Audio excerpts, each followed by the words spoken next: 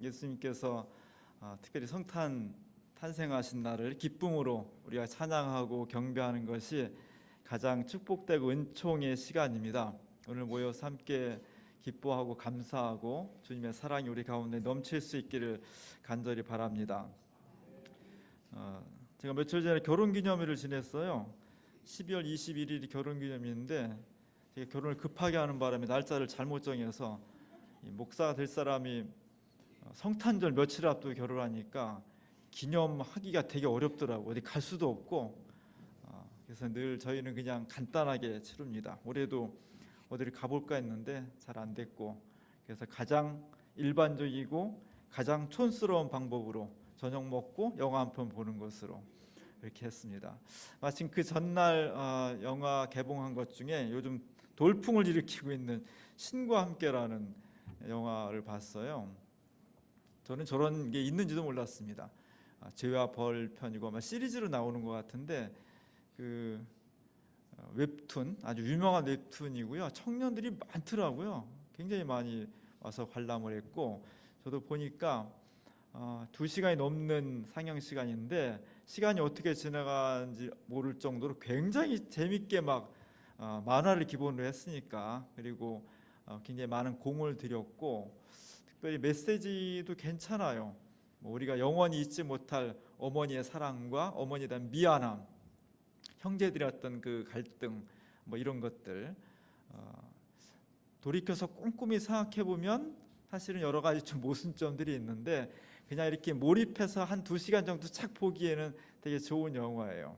특별히 저 영화를 보면서 내가 죽으면 어떻게 될까? 물론 저 영화는 불교의 그 사생관을 기반으로 해서 조금 우리가 맞지는 않지만, 하여간 내가 죽어서 심판 때 이른다면 내가 어떻게 살아야 될까? 지금 한순간 한순간을, 그런 물음을 던진다는 것. 우리가 그냥 하루하루 살아가는 그 중간 속에서 너 지금 당장 죽으면 어떡할래? 어떻게 될 것 같아? 이런 물음을 한번 던져주고 그것을 되새겨 본다는 데에서는 굉장히 의미가 있는 것 같습니다.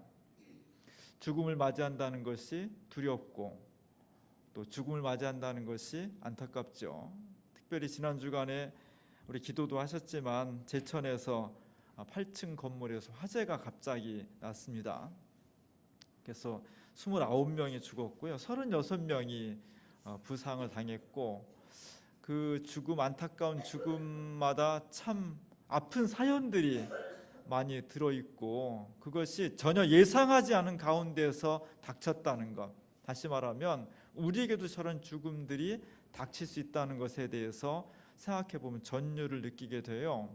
사망자 중에는 작은 그 지역에서 작은 개척교회를 섬기는 목사님들 2분도 그날 모임을 하고서 사우나 하다가 돌아가셨고요.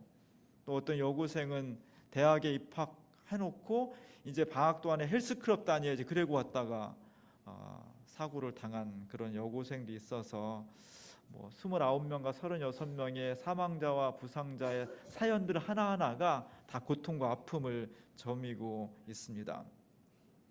저도 그거 보면서 사실 두렵더라고요. 화재를 미리 알고 있으면 저런 거 당하겠어요? 아무도 모르는 거죠. 그리고 화재가 참 무섭구나.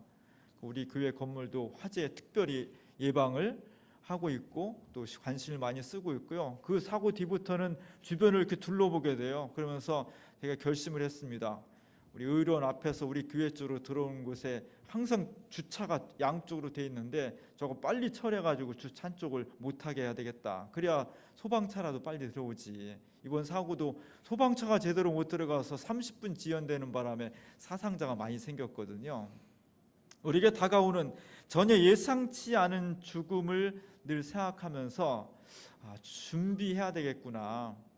언제 어떻게 닥칠지 모르는데 제일 좋은 방법은 안 죽는 거죠. 안 죽을 자신 있는 사람은 걱정 안 해도 되고요, 죽음을 예방할 수 있는 사람은 그렇게 하시면 됩니다. 그러나 죽음을 예방할 수가 없어요. 왜냐하면 죽음은 한 곳으로만 오는 것이 아니라 사방 천지에서 어떤 방식으로 아주 다양하게 나를 공격해 오기 때문에 예방한다는 것은 불가능해요. 가장 지혜로운 방법은 죽음을 준비하는 것입니다. 내가 언제 어떤 방식으로 나에게 죽음이 온다 할지라도 자신 있게 당당하게 자연스럽게 맞이할 수 있는 그런 준비를 늘 하고 있어야 돼요. 나 자신을 들여다보면서 어떻게 하면 내가 오늘 지금 죽음이 온다 할지라도 나는 정말 하나님 앞에서 내 자신 앞에서 그래도 부끄럽지 않게 살았습니다. 물론 죽는 것이 아쉽고 아픔이 있지만 그러나 나는 별로 한이 없습니다. 여한이 없습니다. 그런 마음을 가지고 날마다 하루하루를 종말론적으로 살아가는 것이 기독교인의 진정한 삶의 자세입니다. 죽어도 지금 당장 죽어도 여한이 없는 삶, 그게 가장 아름다운 것 같아요. 오늘 본문에 나오는 시므온이라는 정말 신실한 신앙인이에요.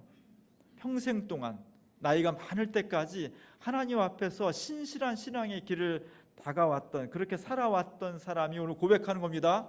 하나님, 저는 이제 죽어도 여한이 없습니다. 지금 하나님께서 저를 당장 불러가셔도 요만큼도 아쉬움이 없습니다. 너무나 감사합니다. 그 노래를 하고 있는 거예요. 그 내용은 뭐냐면, 내가 꿈에 그리던 저택을 샀다든지 우리 자식이 그냥 대성공을 해서 큰 부자가 됐다든지 그래서 나는 이제 여한이 없습니다. 그게 아니라 제가 정말 평생 동안 기다려왔던, 정말 내가 이것은 꼭 보고 죽겠다고 하나님 앞에 기도드렸고 하나님께서 저에게 약속해 주셨던 메시아를 제가 이제 보게 되었습니다. 주님, 지금 당장 저를 불러가셔도 저는 아무런 아쉬움이 없습니다. 그 고백을 하고 있는 거예요. 우리가 살아가면서 이런 고백이 있었으면 좋겠습니다. 하나님, 저 지금 당장 불러가셔도요 아쉬움이 없습니다. 그럴 정도로 하나님 앞에 신실하게 진실하게 신앙인답게 살아갈 수 있는 그런 삶이 됐으면 좋겠습니다. 오늘 29절과 30절에 보면 그 노래의 핵심이 들어와 있어요. 제가 세 가지 버전으로 올려놨습니다. 가장 잘 이해되기 쉬운 게 중간에 있는 표준 세 번역에 나와 있는 번역이에요. 같이 한번 읽어보겠습니다. 주님, 이제 주께서는 주의 말씀을 따라 이 종이 세상에서 평안히 떠나갈 수 있게 해주셨습니다. 내 눈이 주의 구원을 보았습니다. 하나님, 저 지금 죽어도 아쉬움이 없습니다. 제가 그토록 평생 동안 보고자 했던 내 인생의 궁극적인 목적을 이루었습니다. 제가 구원을 보았습니다. 너무 감사합니다.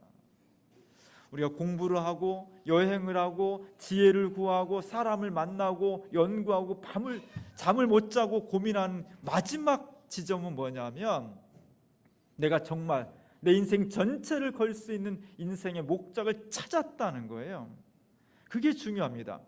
오늘 현대 문명이, 현대인들이 굉장히 풍요롭고 과학기술이 발전했음에도 불구하고 행복해지지 못하는 것은 내 인생의 목적을 발견할 수 없기 때문이에요. 쾌락은 증대하고 재미는 증대했는데 그 본질 속에 숨겨져 있고 진짜 찾아야 될 보물의 핵심, 내가 왜 사는지, 내 인생의 목적은 무엇인지, 난 이것을 발견하면 난 다 살았어, 난 정말 후회가 없어, 그것이 무엇인지를 찾고 사는 사람과 그것 없이 사는 사람의 삶의 모습은 같을 수가 없는 거예요. 우리의 삶에 이것을 찾아내야 됩니다. 오늘 시므온은 그것이 바로 다른 것이 아니라 예수 그리스도 메시아를 내가 눈으로 본 것이 내 인생의 목적이었고 그것을 나는 이루었습니다. 너무 고맙습니다. 그 노래를 하고 있는 겁니다. 1669년도에 렘브란트가 이 장면을 그렸습니다. 그 시므온이라는 사람은 저것을 이루기 위해서 날마다 일과가 성전에 올라가는 거예요. 하나님께서 약속하신 메시아를 어디서 볼 수 있을까?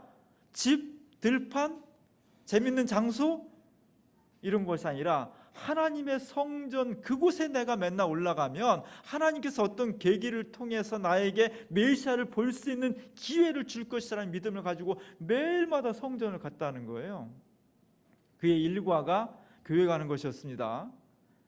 그러는 어느 순간 하나님께서 그에게 메시아를 안아볼 수 있는 기회를 허락하셨습니다. 여러분이 정말로 원하는 것, 정말로 기도하고 정말로 마음속으로 간절히 원하는 것이 마침내 내 손에, 내 눈에 딱 들어왔을 때의 그 감격, 그 감동, 그 설레임, 이런 것들을 느낄 수 있어야 돼요. 오늘 시므온이 바로 그것을 경험하는 겁니다. 너무너무 감사해서 하나님 앞에 감사의 노래를 부른 것이 오늘 본문이에요. 그럼 평생 동안 늙을 때까지, 죽음에 이르기 직전까지 내 눈으로 메시아를 보는 것을 원했습니다. 그래서 렘브란트가 이 사람의 눈을 이렇게 짓무르게 그렸어요. 또랑또랑한 눈이 아니라 평생 동안 기다린 간절함, 무언가 초점을 맞춘, 그래서 지치고 때로는 실망하지만 마침내 그것을 이루어냈던 그 눈으로 그렸습니다. 그 내용은 메시아의 탄생이에요. 오늘이 바로 그렇게 시므온이 온 인생을 걸고 걸었던, 기다렸던, 그것을 이루었던 성탄절, 메시아의 오시는 날입니다. 우리가 그 마음으로 성탄절을 맞이했으면 좋겠습니다. 메시아의 탄생, 어떤 의미가 있을까요? 오늘 메시아를 맞이하고 있는데, 우리가 익히 알고 있는 것처럼, 또 찬양을 드린 것처럼 메시아를 기다리는 사람들은요, 세상의 모든 사람들이 메시아를 기다리지 않습니다. 예수님 당시에도 그랬고 지금도 그렇고, 힘있고 평안하고 풍요로운 사람들은요 메시아를 잘 기다리지 않아요. 진짜 기다리는 사람은 아픈 사람들, 상처받은 사람들, 어둠 속에서 하루하루가 너무 고통스러운 사람들, 내 인생도 역사도 사회도 한번 확 뒤집어졌으면 좋겠다, 좀 일대 변화가 왔으면 좋겠다라는 마음을 간절히 가지고 있는 사람들, 그런 사람들이 메시아를 기다리는 거예요. 예수님 당시에도 그랬습니다. 사두개파나 바리새파나 로마에 같이 사는 헤롯 땅, 이런 사람들은요 지금이 너무 좋은 거예요.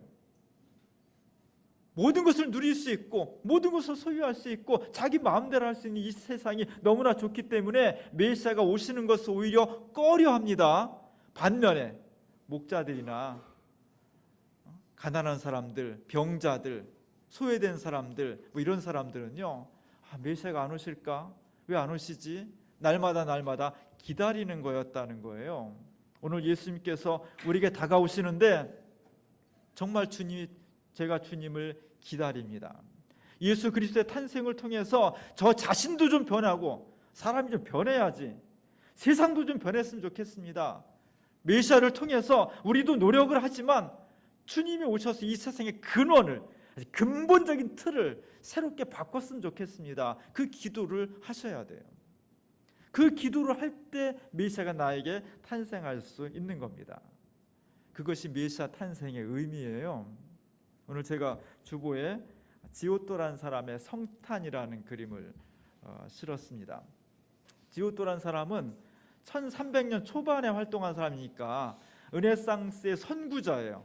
르네상스를 가장 활발하게 일어났던 레오나르도 다빈치나 미켈란젤로 이런 사람보다 200년 전에 활동한 사람이에요. 그래서 이 사람은 그 전에는 그림을 그릴 때 이상적인 걸 그렸어요. 현실이 아니라 왕은 이렇게 멋져야 되고 예수님이 이렇게 훌륭해야 되고 이렇게 그랬는데, 이 사람은 있는 그대로를 그리고자 처음으로 시도한 사람이에요. 완성은 못했지만 저런 것들이 쌓여서 한 200년 후에 완벽한 르네상스가 이루어지는 겁니다. 그 사람이 지금 그린 그리스도의 성탄이라는 그림이에요. 예수님이 좀 태어나셔서 어머니 마리아에게 이렇게 인도되고 있죠. 예수님과 어머니 마리아는 고귀한 분이기 때문에 금태를 막 둘렀고요.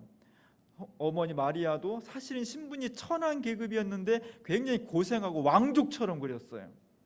예수님은 어때요? 예수님은 한 달 정도 지나서 나오신 분 같죠. 또랑또랑하잖아요.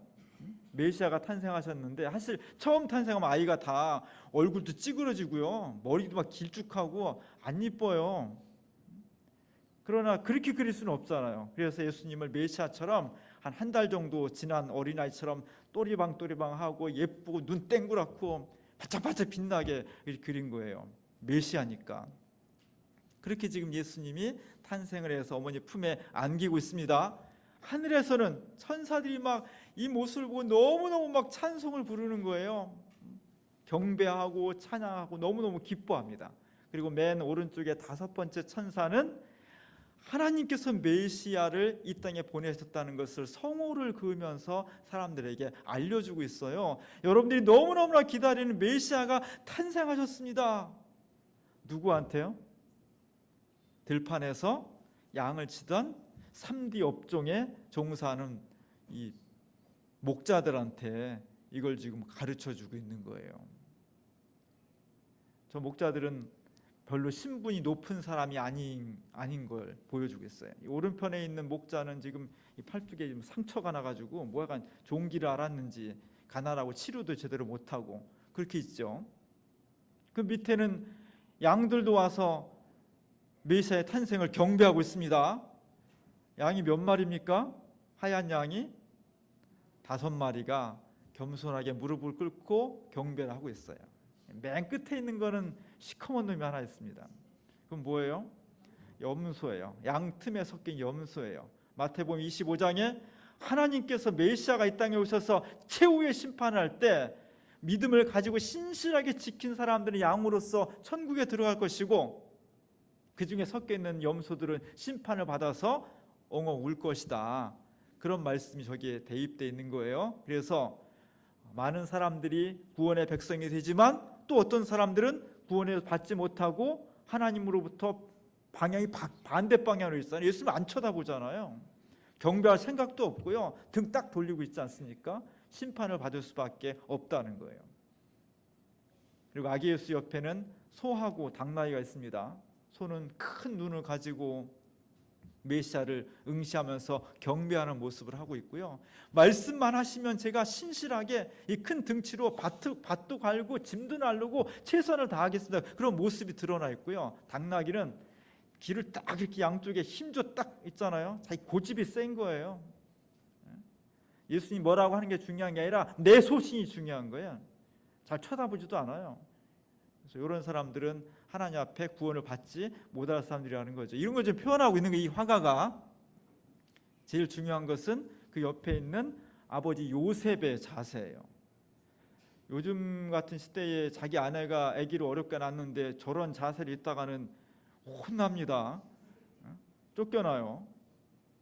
자기 아내가 지금 어렵게 순산을 했는데 남편이 요셉은 지금 등을 돌리고 앉아 있어요. 여러분 같으면 어때요? 가서 막 아기도 안아주고 수고했다라고 막 그냥 손도 잡아주고 막 그래야 되는데 뿌르퉁 해가지고 지금 돌아누워 있어요. 화가가 왜 저렇게 그렸을까? 그리고 턱 베고서 지금 부인이 애 낳고 있는데 지금 졸고 앉았어요. 가만히 보면 뭐 조는 건 아니에요. 새 눈 뜨고 있는데 왜 화가가 저렇게 그렸을까? 메시아의 탄생, 메시아의 잉태와 탄생은 육신의 아버지 요셉과는 무관하다는 것을 표현하는 거예요. 예수님은 근원이, 물론 요셉은 좋은 사람이고 예수님에게 육신의 좋은 아버지였고 성실한 목수였지만 예수님의 근원, 예수님의 생명의 출발점, 그분의 탄생은 육신의 아버지 요셉에게서 온 것이 아니라 하나님께로부터, 성령으로부터 오신 분이라는 것을 저렇게 표현한 것 같아요. 오늘 그분이 우리에게 오십니다. 오늘 메시아가 우리에게 오십니다. 우리는 양들처럼 소처럼 그리고 목자들처럼 천사처럼 우리에게 탄생하시는 나의 구원자, 이 세상의 구원자를 기쁨으로 기다리고 환영하면서 그분을 경배하는 것이 그리스도의 참된 자세입니다. 그래서 우리가 한 달 전에 대림절을 시작하면서 교회 예배에다가 조 부분을 크게 현수막으로 걸었습니다.